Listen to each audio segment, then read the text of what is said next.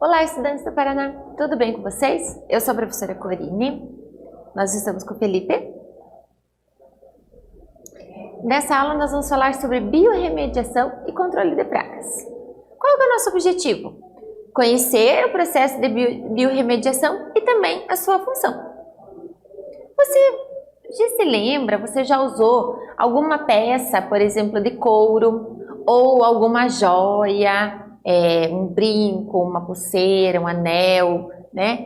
Você já parou para pensar quantas vezes por dia que você usa papel, plástico? Já pararam para pensar isso? Já fizeram essa análise? Você sabe como que esses bens de consumo são produzidos? Já parou para pensar como que funciona a produção de uma jaqueta de couro, por exemplo? Ou dos anéis, brincos que você usa? Ou então dos plásticos e papéis que nós usamos no nosso dia a dia? Será que o processo de fabricação produz alguma coisa além daquele produto? Será que, por exemplo, para eu ter uma jaqueta de couro, eu produzo algo a mais? E se ele produz, para onde que vai esse algo? Ou então uma roupa, sei lá, cor-de-rosa. Será que ela produz só a tinta que vai para o tecido? Será que acontece alguma coisa com a tinta que sobra? Para onde que ela vai? Você já parou para pensar nisso? Né? Será que sobra? Como que ele é destinado? O que acontece nesse processo? Ele vai ser lançado no ambiente? O que vai acontecer lá no ambiente se ele for lançado de qualquer jeito? Você já parou para pensar nisso? Então vamos acompanhar comigo a aula para vocês irem pensando em alguns processos que podem acontecer e as soluções que o homem acabou encontrando para esses processos para essa destinação desses produtos. Então olha, xenobióticos. A palavra xeno significa estranho, estranho à vida. Então, o que são xenobióticos? São as atividades humanas, elas produzem resíduos e esses resíduos são liberados ao ambiente. Então, é estranho ao ambiente, né? Então, a gente chama de moléculas xenofóbicas. Por exemplo, uma produção de uma roupa que leve alguma tinta. Então, o que vai acontecer com essa tinta? Ela pode ser lançada ao ambiente. É natural daquele ambiente produzir aquela tinta? Não. Então, se ela for lançada ao ambiente, ela pode ser chamada de xenobiótica, porque ela é estranha àquele ambiente, né? Então, são essas moléculas. Elas foram introduzidas ao longo dos séculos, mas principalmente a partir do século XX, né? Que tipos de moléculas xenobióticas? Agrotóxicos. O que são os agrotóxicos? São aqueles venenos, né? São fungicidas, pesticidas que vão ser usados para eliminar as pragas de uma plantação, por exemplo. Então, são importantes para o controle de praga, para ter a plantação, né, intacta, mas elas produzem moléculas xenofóbicas. Corantes, né, das roupas, a quantidade de cores que nós temos, elas são produzidas quimicamente, essas cores. Então, esses resíduos, quando lançados ao ambiente, são xenobióticos. Fármacos. Então, quando produz remédios, né, quando produz medicamentos ou os fármacos, muitos desses resíduos podem ser lançados ao ambiente. Não é só o solo. Pode contaminar água, pode contaminar ar, né? Então, polímeros, plásticos, né? Então, são todos substâncias que liberam algum desses fatores para o ambiente.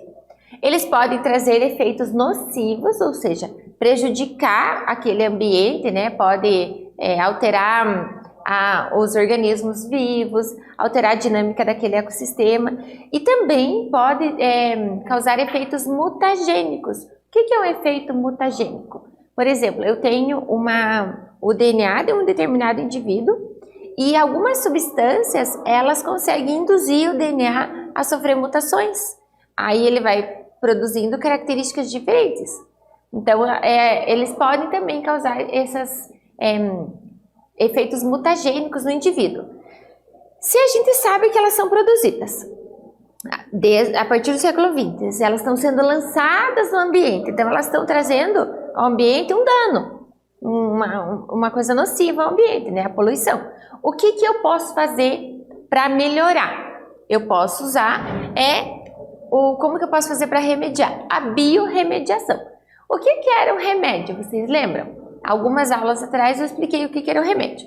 Remédio era um jeitinho que a gente fazia para melhorar. Por exemplo, se eu tomo um chá, toma chá de canela porque é bom para, sei lá, dor de barriga. Então, eu chamo de remédio. Por quê? Porque não tem uma pesquisa científica nele. Um medicamento, eu tenho uma pesquisa científica, eu tenho uma molécula que vai funcionar ali. Um remédio pode ser assim, hoje eu tô tão triste, quero comer chocolate. Então, seria um remédio. Então, o que seria biorremediação? Eu tentar limpar aquele poluente do ambiente através de substâncias de seres vivos. Então, olha, observe aqui, é o processo no qual organismos vivos, plantas, micro-organismos, né, pode ser fungos, pode ser bactérias, são utilizados para remover ou reduzir poluentes. Então, eu vou remediar aquele dano que eu causei. Uma alternativa, por exemplo, para o tratamento de um ambiente contaminado, um solo contaminado, água contaminada por petróleo, por exemplo, eu posso usar bactérias para elas degradarem aquele petróleo e devolverem ao ambiente limpo, né? Então, é uma alternativa ecologicamente adequada. Aqui eu tenho um exemplo de biorremediação, que é a própria decomposição. Então, a ideia da biorremediação é usar isso. É usar esses organismos, micro-organismos ou plantas, para remover através do processo natural deles. Então, essa bactéria, essa planta vai remover aquele resíduo do ambiente, ela vai usar aquela molécula estranha para a própria função do corpo dela, vai transformar em outras substâncias que não causam mal ao ambiente. Então, a ideia da biorremediação é essa. Então, o papel do micro-organismo vai ser biodegradar essas moléculas xenofóbicas. Então, se há um derramamento de petróleo, por exemplo, em 1989, houve um derramamento de petróleo muito grande lá e estava atingindo, esse petróleo poderia se espalhar e causar um dano nos oceanos muito grande. O que foi usado? Biorremediação. Foi inserido naquele ambiente bactérias que usavam aquele petróleo para o seu desenvolvimento e aí elas liberaram em gás carbônico, em água, né? Transformaram aquele e sobrou praticamente apenas 1% daquele petróleo ao ambiente. Então, houve uma recuperação daquele ambiente através da biorremediação. Então, quando eu tenho um poluente, eu uso um micro-organismo para retirar aquele poluente, ele vai usar para o corpo dela, então não vai fazer mal para aquele organismo. Ele vai usar para ele sobreviver. E esse micro-organismo vai transformar em água, gás carbônico, em sais minerais, em biomassa. Então, por isso que tem muita vantagem, né? Ele vai degradar esses compostos que a cultura humana criou. Então, naturalmente isso acontece através da natureza física, né? Essas moléculas são encontradas no solo, na água, né? E fatores como temperatura, luz, umidade pode favorecer a quebra dessas substâncias em substâncias menores. Acontece que o tempo é muito longo, demora muito para isso acontecer. Então, vidro para se decompor, plástico para se decompor demora muito tempo. Então, se eu uso a biorremediação, eu acelero esse processo. Também fatores químicos, né? pH, umidade, teor de oxigênio, também tem a ver com o processo de biodegradação. Vamos lá para uma atividade. Agora que você já conheceu um pouco sobre a biorremediação, né? Eu já expliquei para vocês qual que é a importância da biorremediação, como ela é usada. Qual que é a importância de se ter estudos nessa área, ter pesquisa científica nessa área? Vou dar um tempinho para vocês pensarem e volto com a resposta.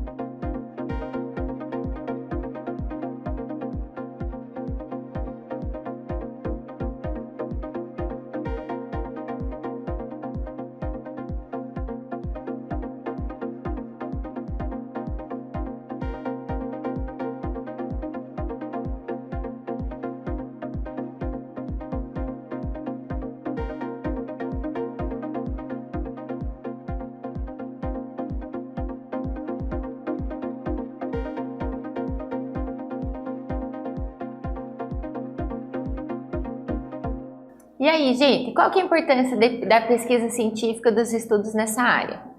O avanço na microbiologia tem estimulado o uso de fungos e bactérias no tratamento de poluentes. Então, diversos estudos destacam a grande importância dessas bactérias, né, para a biotecnologia, com aplicações naturais, farmacêuticas, ecológicas. Então, veja como que ela tem vantagem para o ambiente. Se eu lanço no ambiente um produto xenobiótico, que vai causar um dano para aquele ambiente, o que eu tenho que fazer para retirar? Se eu fosse usar um outro produto químico para retirar do ambiente, eu ia estar inserindo mais substâncias estranhas naquele ambiente. Agora, quando eu uso micro-organismos, bactérias, fungos, plantas, que fazem esse processo naturalmente, eu tenho essa vantagem, porque ela vai limpar o ambiente e não vai causar um dano maior. Então, por isso que é importante o estudo nessa área, descobrir mais seres que possam fazer esse trabalho. Então, olha, a biodegradação depende de uma presença de uma população de micro-organismos capazes de metabolizar a molécula original. Então, olha, o que significa isso, professor? Eu lancei um produto ao ambiente, um xenobiótico, certo? E ele está causando um dano. Eu, então, procuro alguma bactéria, um fungo, um micro-organismo, que ele é capaz de metabolizar, de retirar aquele ambiente, através do seu metabolismo, através do seu próprio funcionamento, né? Então, por exemplo, ele retira essa molécula xenobiótica e usa para ela crescer. Existem plantas, por exemplo, que elas conseguem retirar os metais pesados do solo. O que ela faz? Então, foi lançado através da poluição um metal pesado. Esse metal pesado causa dano ao ambiente, aos seres vivos que vivem ali. Eu posso plantar essa planta, né, e ela vai crescer, e no fato dela crescer, ela vai retirando esses metais pesados para o próprio desenvolvimento dela. Então, eu não causo um impacto maior ao ambiente. Então, quando eu uso micro-organismos, geralmente eu vou ter consórcios microbianos, ou seja, eu vou ter mais de uma espécie de micro-organismo que vão fazer esse mesmo processo. Um vai retirar uma coisa, outro outra. Então, eu lanço ao ambiente esses consórcios microbianos.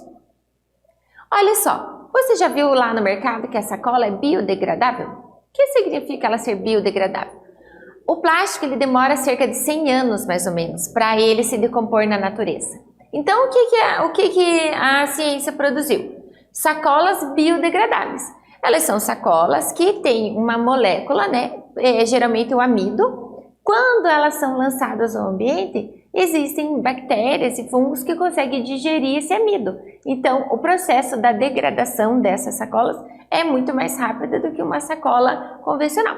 Veja que interessante. Então, além de eu saber qual é o micro-organismo, eu tenho que saber como que aquele micro-organismo vai degradar. E aí fazer o produto a partir dele.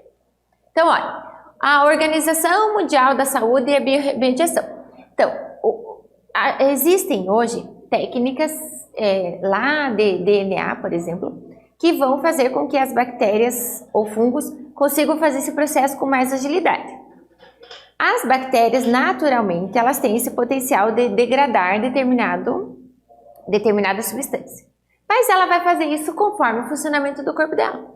Se eu consigo achar um gene que acelere esse processo, eu posso fazer técnicas de genética, né? Colocar enzimas, por exemplo, específicas para aquela molécula alvo. Então, eu pego uma bactéria e coloco um gene que vai servir exatamente para degradar aquele composto químico. Eu posso produzir coisas para dar resistência àqueles compostos. Por exemplo, eu posso fazer uma bactéria ou um fungo ou uma planta que seja resistente àquele ambiente. Então, ele não vai morrer devido à toxicidade e elas vão conseguir sobreviver ali e degradar aqueles substâncias tóxicas. Podem auxiliar também na produção de problemas ligados à baixa concentração do poluente, né, aumento da captação ou composição, por exemplo. Naquela história que eu contei lá daquele vazamento de 1979, lançaram essas bactérias. Mas o processo natural era muito lento para elas retirarem aquele petróleo. Então, o que eles fizeram? Eles lançaram naquele ambiente nitrogênio. O que aconteceu? As bactérias se proliferaram com grande rapidez devido a esse incentivo e aí elas conseguiram degradar rapidamente o petróleo. Então, a Organização Mundial da Saúde, quando você vai lançar um ser vivo no ambiente, eu tenho que também pensar, será que esse ser vivo não vai afetar a vida dos outros? Será que aquela bactéria não vai infectar determinadas populações que estão naquele ambiente e causar um dano maior? Então, não é assim de qualquer jeito. Há um estudo ambiental para que se coloquem essas seres ali para poder fazer a biorremediação. Então, olha, como que eu posso aplicar? Contaminações de agrotóxicos, né? Aqui o glifosato é um agrotóxico, então eles já sabem que determinada espécie de Escherichia lá, dessa bactéria, consegue degradar esse glifosato, retira do solo, do lençol freático, das águas, por exemplo, né? Quando eu tenho uma poluição por metais pesados, eu posso lançar aqui essas bactérias para retirar esses metais pesados. Derramamento de petróleo, olha aqui, no tanque de combustível foi rachado num posto. Esse combustível vazou. Então, eu posso lançar ali micro-organismos que vão retirar essa poluição do solo.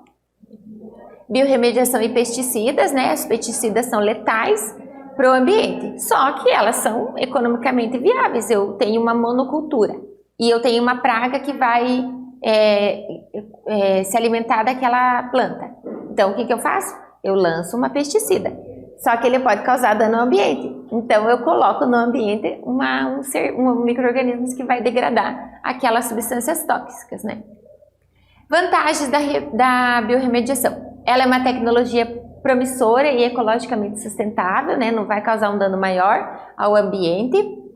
O processo é mais barato do que um tratamento convencional. Imagine eu retirar aquela terra, limpar, né? Então, eu só coloco ali aqueles micro-organismos, né? Ele é muito mais fácil e também pode ser lançado em locais de difícil acesso. Profundidade de solo, por exemplo, eu coloco ali aqueles micro-organismos e eles por si só vão se proliferar. E também o tratamento no próprio local evita o risco de contaminação maior, né? Quais os benefícios dos micro-organismos na área ambiental? Então, agora que nós falamos sobre biorremediação, sobre esses micro-organismos, qual que é a vantagem deles? Vou dar um tempinho para vocês e volto com a resposta.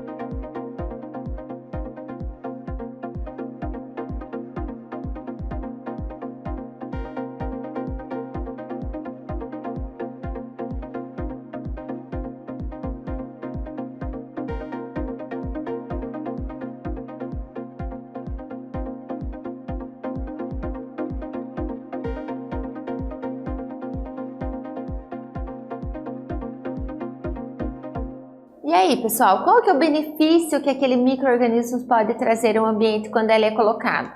Então, olha, eles aumentam a capacidade fotossintética das plantas, funciona como adubo orgânico, ajuda a decompor as matérias orgânicas depositadas na camada do solo. Então, quando eu coloco um micro-organismo ali, num local onde foi lançado poluentes para o solo, eu deixo aquele solo novamente sustentável. Por quê? Retira aqueles metais pesados, retira a poluição, aqueles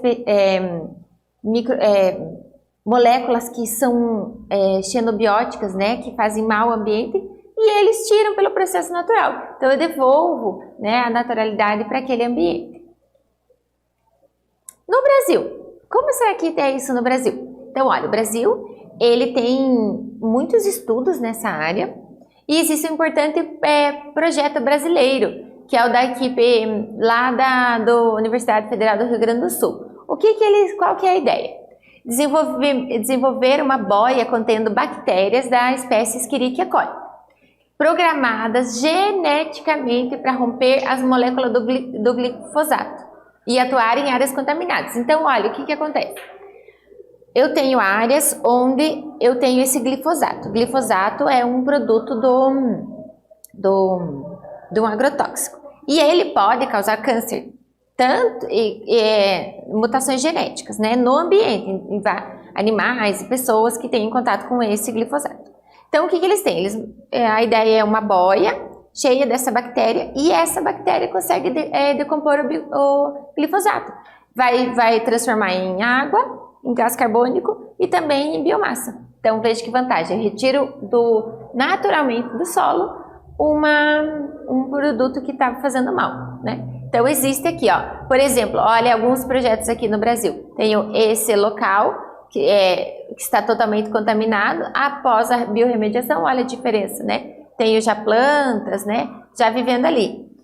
Outro local, também com rio poluído, através da biorremediação, retirou-se os compostos xenobióticos do ambiente que causavam dano, retira-se naturalmente, e quando ele está limpo, favorece, então, ao surgimento de outras espécies. E aqui também mais um exemplo aqui que tem se utilizado no Brasil. Então, ó, biorremediação e os métodos naturais que podem ajudar áreas recuperadas manchadas pelo petróleo. Eu já falei para vocês, né, a história lá de 1979. A partir disso, mais de 400 praias no litoral nordestino foram atingidas pelo derramamento do petróleo, né? Chegou o Espírito Santo, né? E o que eles fizeram? Eles lançaram biorremediadores, né? Lançaram naquele mar, no oceano, esses micro-organismos, e eles fizeram essa degradação do petróleo para limpar a área. Se você gostou dessa matéria, se interessou, você pode colocar o QR Code, apontar o celular para o QR Code ou procurar no link dessa reportagem para você conhecer um pouquinho mais. Então, o que nós vimos nessa aula? Vimos sobre remediação, a função, a importância, né, como uma forma de recuperar os ambientes poluídos. Criamos também as composteiras. Nas aulas vocês podem fazer, aprender um pouquinho sobre a composteira, que também é um biorremediador. Eu espero que vocês tenham gostado. Até breve!